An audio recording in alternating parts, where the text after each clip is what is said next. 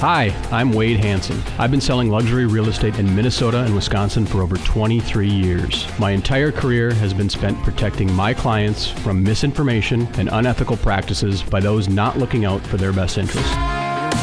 This podcast will give you the raw truth about everything real estate so you can make solid, informed decisions about the biggest investment of your lifetime.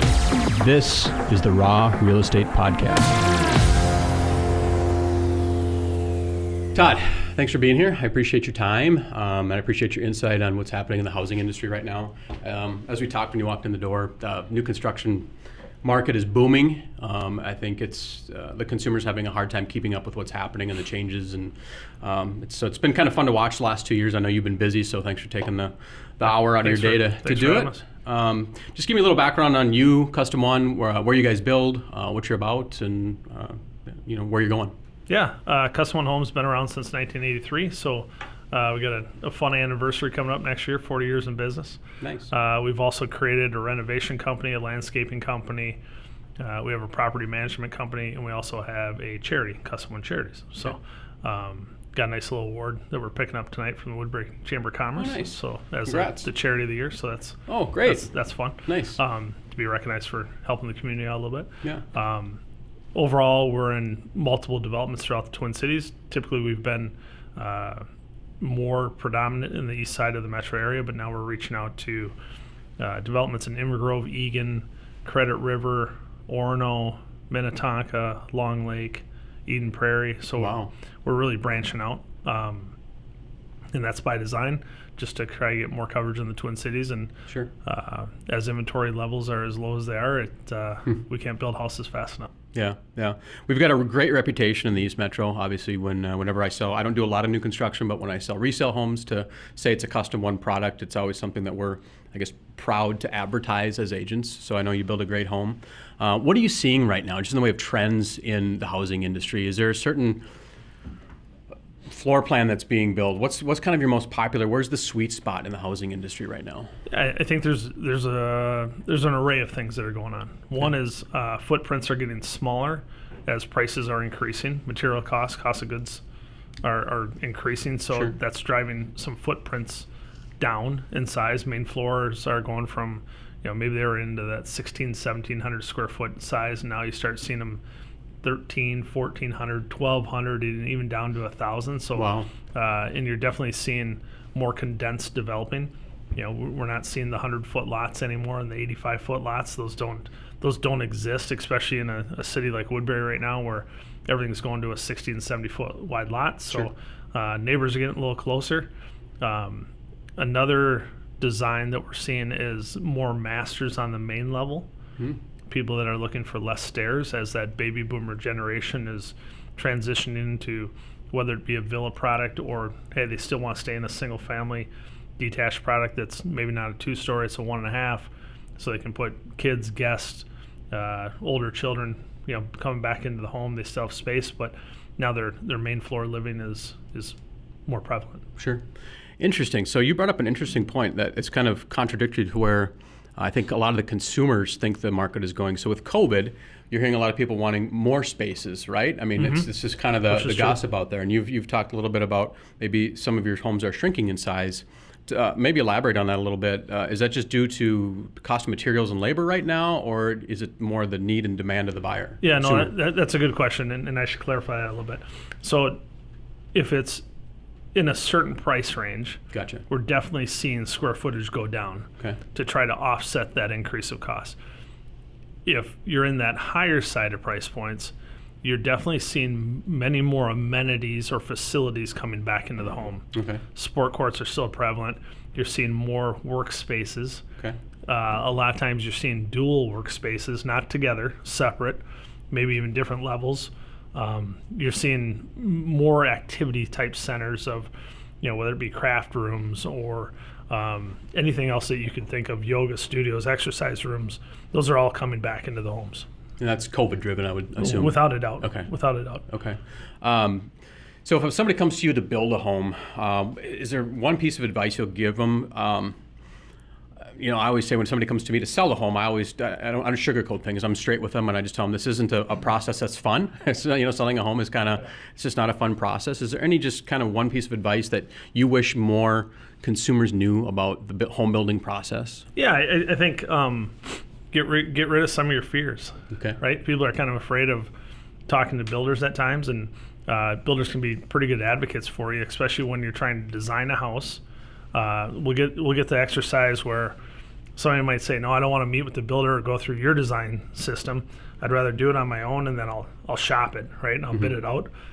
Excuse me. Well, the problem with that is you're not getting that consulting, or you're not getting that information, similar to why they'd hire White Hansen to come sell a home, right? Is that your intellectual property has a strong value to it. So take advantage of that. Get your builder involved right away, so that they can help value engineer the design of that home, and not get you down a path too far where you're like, I can't even build this house. It's $300,000 out of my price budget, or whatever the experience is. We've had 2 experiences in the last 6 months where clients have come to us with land that they've already purchased that was not aligning to what their vision was. I.e., we go out and meet with a client. They have a lot. They believe it's a walkout lot. We get out there, it's a flat lot. Purchase is already done. Now they're stuck with this lot that they have no desire to be on. Now, if they would have engaged sooner and just said, hey, would you mind coming out and taking this lot, look at this lot with us, we could walk them through and go, the vision could be X, Y, and Z, right. And does that align with what you're trying to do before you make the purchase? Yeah. They could make more of an educated, informed decision that way. Without a doubt. There's people in the industry that have been here for a long time, a lot of tenure, and that are looking to help people. Yeah. How, what's the agent's role in that whole process when they build with you or with a builder? Is there a specific role that you think an agent takes on when it comes to building a home? Sure. Probably a psychologist is probably right? First and foremost, right? Yeah. That happens a lot. When we're dealing with an educated realtor and somebody that's astute in the process, they do really well. Other times when we have somebody that doesn't really understand the new construction process, they're better off just to kind of stay on the sideline, right? And you're actually going to be in the way. Just come and get educated throughout the process. So some things we look for is high communicator. Are they willing to listen and get educated on processes or products? Because they're very different. When you walk into 6 inventory homes or 6 homes that are on the market, and if your realtor can't tell you the difference, maybe in product or building science, how do you justify the price, right? Right. So in a lot of times you might not be able to see quality, but you can feel it, or vice versa.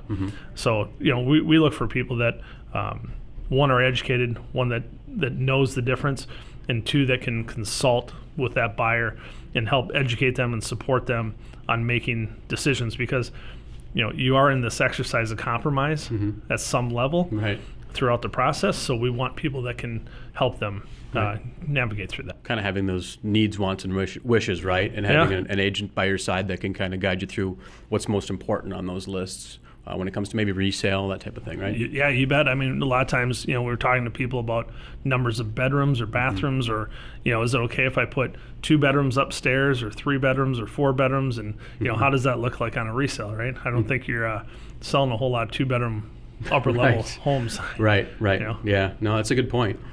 We talked a little bit about this before before the cameras went on. The new construction market seems unusually hot right now. And I, for whatever reason, and maybe I'm wrong, maybe I'm just seeing more people gravitate towards purchase or building new construction than they are purchasing homes. I think it's because of the lack of supply in the resale market. And that resale market price has caught up with the price of building new, right? It used to be new was just more expensive. It just was. You could build a used home or buy a used home for a lot less than a new home. I think those prices are about balanced right now. So can you elaborate on why you think the new construction market is so hot, or maybe it isn't? Yeah, I don't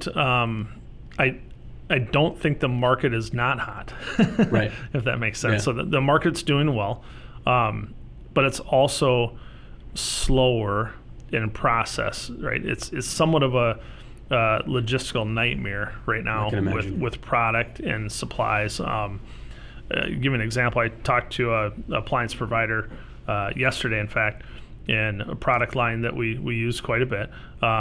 They're out 12 months now. Wow. For appliances? For appliances. Wow. So you order, appliance X today, you're not getting it for 12 months. Wow. Well, what if we only have a 6-month build? Right. Do you want to move into the new house without an oven? Right. A refrigerator makes it a little tough to operate, especially with a family, right? We're seeing window manufacturers that are out 17, 18 weeks. So there's a lot of things like that are really making it more complicated, or we have to be much more astute on how we process product throughout that build cycle. But back to the market side, the market's doing well. We talked about before we went on the air about we used to really only sell pre-sold homes. Well, now we're starting to see 40, 50, 60% of our business is now turning into spec or inventory product because of the lack of inventory that you see in the metro area. I personally I don't see that changing for a while. Yeah. Like multiple years. I agree. I don't think it's going to be, hey, it's July 1st, everything's fine. Right. Like it's not going to work that way. Right. Not in my mind.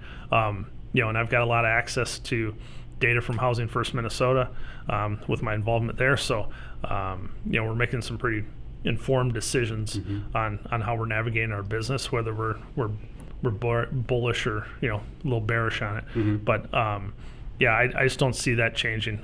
But the market's good. Pricing is always a concern as pricing's going up. We think the rates are going to stay strong for quite some time. You might see a little tick here or there, but nothing crazy. They're still at record lows. In fact, in the last 3 to 6 months, they're less than they were in the last couple of years, right? So now's still a great time to buy. In the technologies that are going into builds are pretty exquisite, and you're getting a damn good product right now. Right. Yeah. You touched on that Housing First Minnesota piece. You were the president or past president, is that right? I was currently today I'm past president. Okay. The calendar year of 2021, I was president of Housing First Minnesota. Okay.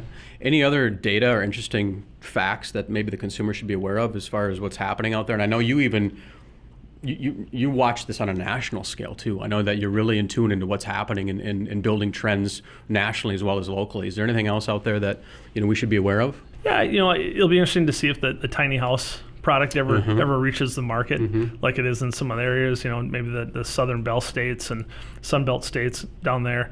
You're seeing some other trends. Maybe in the greater Midwest, the Ohio, Indiana type areas. Will some of that product come here? I think we're starting to see more slab on grade product just with the generation of the baby boomer and what they're buying. Overall, we're still in a struggle to get supply to the market, whether it be inventory or just products to build. It'll be interesting to see how the baby boomer generation exiting the workforce market impacts timelines in knowledge as well, right? I mean, there's a lot of knowledge in that baby boomer generation that's impacted the construction industry in a really positive way. That's going to exit, and our generation is not as large. Right. Do you feel that the majority of your builds right now are baby boomer builds? Is that kind of not to try and carve a niche for you, but just generally speaking right now, I know for me, a lot of probably half of my transactions last year were boomers that are, the stock market's high, right? The retirement portfolio where it should be. Their home values finally kind of bounced back from the recession. They're in this big 2-story house and they're ready to get into something else. So for me, I know it's a big part of my business. How large a part is that for you, and how do you see that affecting your business the next maybe 2 to 3 years? Yeah, for sure. We're definitely seeing the boomer as a big buyer for us. We're seeing Gen X is becoming a big buyer for us. And we're even seeing some of the millennials starting to come into the market, and we really think that millennial generation is going to be a big play in the market. They're going to drive the economy in many different ways coming up. But yeah, there's definitely transitions, and that's why you've seen a swoon of villa product over the last 5 to 10 years that's come onto the market, and even inside of that villa market, that's evolved and changed as far as amenities and things that are offered inside of that product, and you're seeing it in all geographics throughout the Twin Cities for sure. The other thing that we're starting to see is a little more luxury townhome product coming back just from the density of it. Sure. Is that, hey, like it doesn't have to be on the lesser price point to live in a townhome. You're starting to see some more luxury product hit the market. There's some product out on the west side of town that's in that $600,000, $700,000 price points on townhomes. Wow. Which I don't know if I don't remember the last time that's happened or if it's ever happened. Not on this side of town. No. No. But you are starting to see some of that enter, and it's more about land costs. I think you think that those. Correct me if I'm wrong, but that townhome product is being sold to probably Gen Y, the millennials, and those people are maybe a little bit more active and want a little bit less to do with a yard and maintaining things like that. Yeah, you can. But yet they have money, right? Yeah. I mean, this is a wealthy generation. Yeah. Not only are they making good incomes, right, and coming into the market where people have to pay to get qualified candidates, but they're also in a great position to inherit some money. To what you just said earlier about the baby boomer generation, is that they have had some good runs of market play and money in the market, and they're getting ready to inherit a lot of money. So, but yeah, it's another good product, whether it's a villa product, townhome product, where you can lock the door and go away for a week or 2 weeks, and you don't have to worry about the lawn and shoveling snow and all those fun things. So, yeah. Interesting. So, I want to talk East Metro, West Metro. Is there a certain percentage that you see a difference in just average sale price that you're running into? Is it a pretty drastic difference, East Metro to West Metro? We're seeing the West Metro is definitely more expensive. Okay. One is trade base and some things that take place from a product expectation. Sure. I would say that there's a stronger desire for a higher end product on the west side than the east side, and there's just more of it. The other part of it is land. The land is much more expensive. Oh, okay. Right, unless you're starting to really get out into those, farther areas outside of the inner belt. Sure. So you're Chanhassen. and even farther, to Laconia and Carver and those kind of cities where you're starting to see pockets, or down to Jordan, or sure. Wow. You're really starting to reach out. And that's where you're finding land, because it's just you're landlocked once you get inside the loop. Yeah. It's more of an infill product. Yeah. Interesting. I'm excited to hear how things go for you as you continue to grow in the Twin Cities. I know you guys have a really good foothold here on the East Metro and a really good reputation over here. So I would imagine the same thing will happen out there. Do you see any drastic downturn or any changes or anything?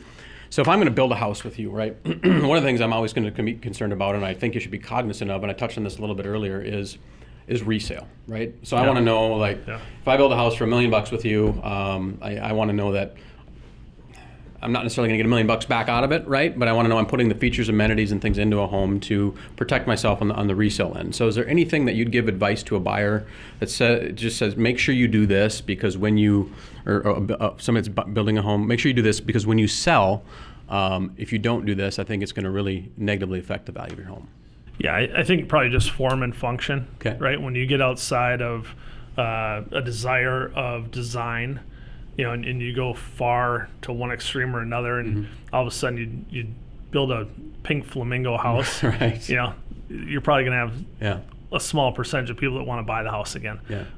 But I think if you stay in the mainstream of, whether it be traditional, transitional, some modern, some contemporary, and you're using quality products, and you're not trying to build a 7,000 square foot home with one bedroom, I think right. you're going to be okay. Yeah. So I don't think there's too many crazy items outside of a spectrum you should be in. But, if you're in a 4 or 5 bedroom house and you've got, multiple bathrooms, you're in a good spot.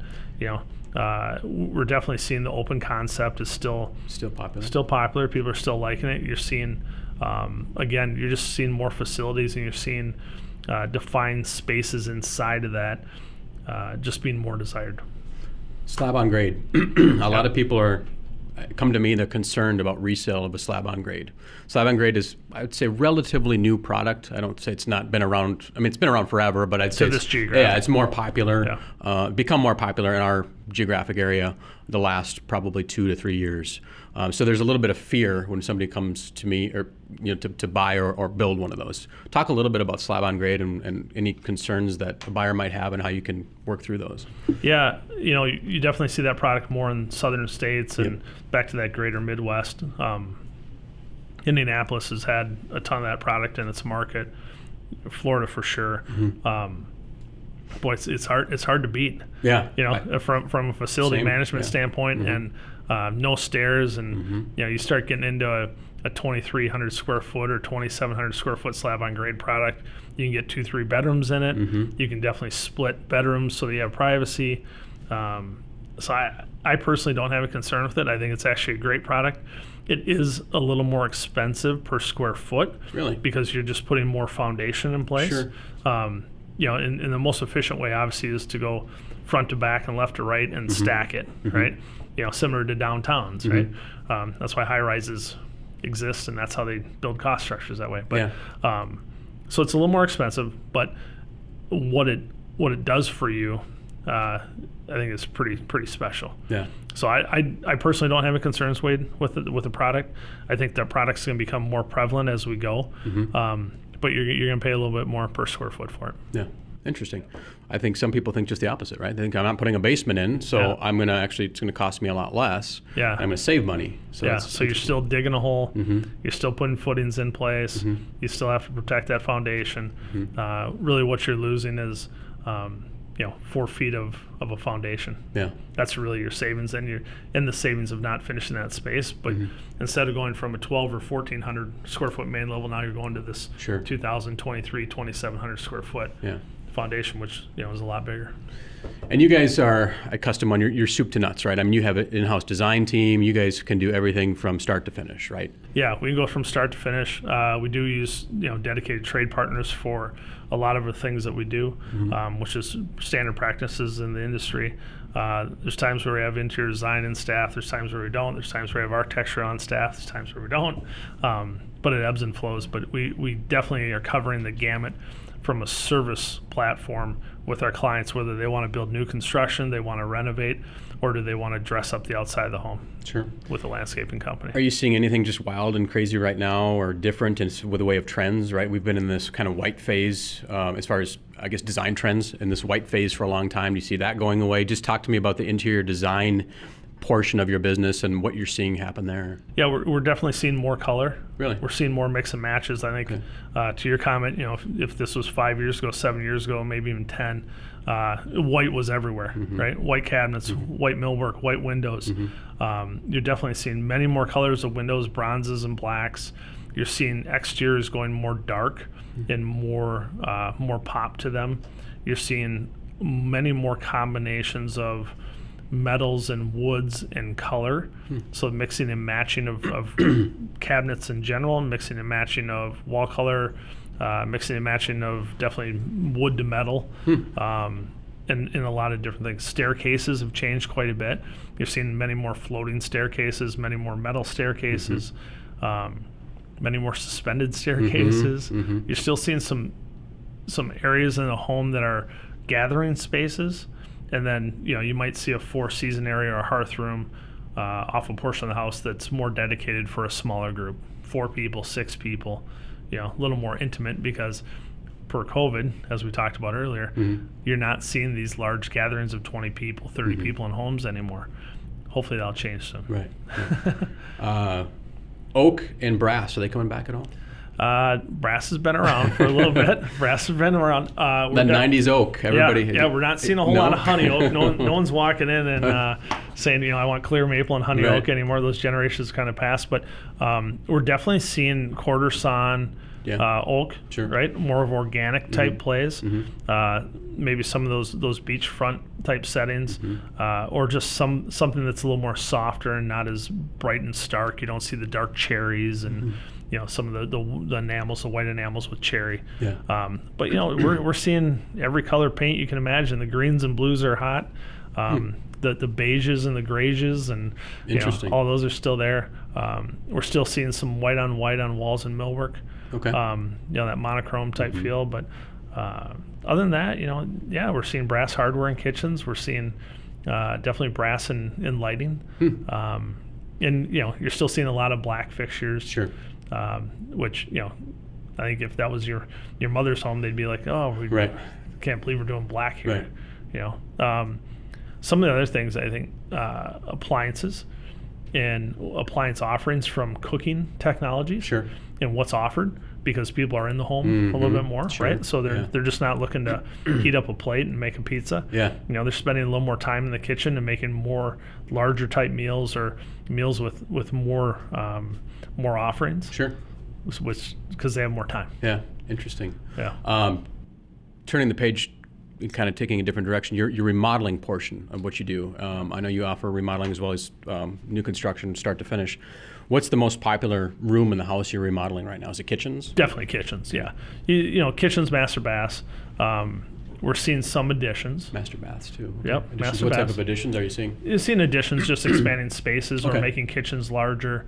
A lot of times making an addition, then expand that kitchen. Seeing some four-season rooms.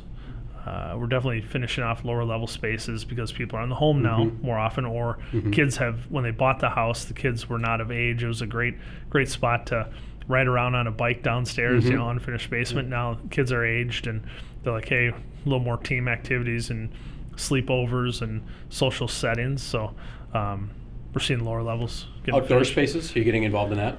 Outdoor spaces, seeing a lot of outdoor kitchens. We're seeing many more pools that are being purchased. I heard somewhere it's like 2 years out. Some of these companies are for pools. Yeah, So- a lot of pool companies are booked for 2022 already. Yeah, yeah. So you're Yep. adding spaces around the pools and doing the landscaping, and you're seeing a lot of Correct. outdoor living. And Yep. really, I think COVID, and correct me if I'm wrong, has just created that. I want more space at my house to gather, to spread out, to have people over, because we're no longer going into public spaces to do this Yeah, stuff, right? we've had a handful of buyers come to us and say we're actually not going to have a lake home in another residence. We want that feel to be in this Sure. home Yeah. collectively, right?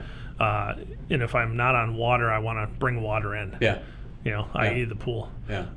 But yeah, fire pits and outdoor kitchens and loungy type areas. Kind of your maybe your bottle service type pool Sure. service. Yeah, yeah. Some of that, which makes it fun. But yeah, without a doubt, the amenities that are going back into homes are changing. Just real quickly, communities. I was talking to somebody the other day. A lot of the newer communities that are going up in Woodbury, not necessarily your communities, but some of these other communities that are going up, they've gone away from kind of common elements, right? The pools, the clubhouses. We have, for instance, like Stone Mill Farms, Dancing Waters here in Woodbury. When they were built, that was kind of the trend. Are you seeing that phase out, or do you think that'll come back? What's your opinion there? I agree. Right now, you're not seeing it, and I think part of it is one from an expense standpoint. Right now, if you build a small pool house, and maybe we use a development in Woodbury, 21 Oaks, right? 21 Oaks has a pool. 21 Oaks has a pool house. Neither very large. Sure. Enough to service the homes there, but that's over $1 million. And Just for that one just little- for that facility. So I got to spread that $1 million of expense back into the land cost, and there's enough things that are going into cost. One of the things we haven't talked about, Wade, is just municipalities and what permitting process costs and what development costs. Those prices are extremely on the rise. Cost and time, right? Cost and time. So when you start looking at how much of lot costs is truly into government and municipalities, not trying to be into some political Right, conversation, right. but that number is escalating. That's a good point. And it's a pass-through number that is really coming back to the consumer. So if they keep adding facilities back in the development, that's going to be on top of that number as well. And at some point, can you truly sell $300,000 lots at 70 feet wide in Woodbury? I don't think so. Yeah. You know, That's a great point. And I guess I didn't think about it that way as to why they're kind of gravitating away from some of those common elements. That's an interesting point. Well, I appreciate your time. Thanks for sharing this information. This is good information. I always like to wrap up my conversations with this totally off-topic tidbit, but I study success, leadership, just successes of others. If you were to sit down with your kid or just with me or just with anybody in general and say, hey, this is why Todd's successful. This is what I would give you for advice to be successful over your lifetime. What would that be? Yeah, I'd tell you a couple things. One is work ethic, is that you got to put in the time. There's no quick elevator to success. You got to take the stairs. Yeah, right. Yeah. That line. Yeah. The other thing I'd tell you is that at some point in your life you got to take a risk. Make sure it's calculated. You only get so many swings at it. Right. Yeah. But take some risk in life. Do well. Work hard. Treat other people highly respectable. Take care of people, and do well by your community. Great answer, Todd. Thanks for coming in. I will post links to your website on the podcast. Appreciate your time. Thanks, Wade. Thank you for listening to the Raw Real Estate Podcast. If you have any feedback for this episode or want to suggest a future topic or even possible guests, head to wadehansen.com. There you can get links to my Facebook and LinkedIn pages. And don't forget to subscribe to my YouTube channel to see the video version of this podcast too. Again, thank you for listening to the Raw Real Estate Podcast. We'll talk soon.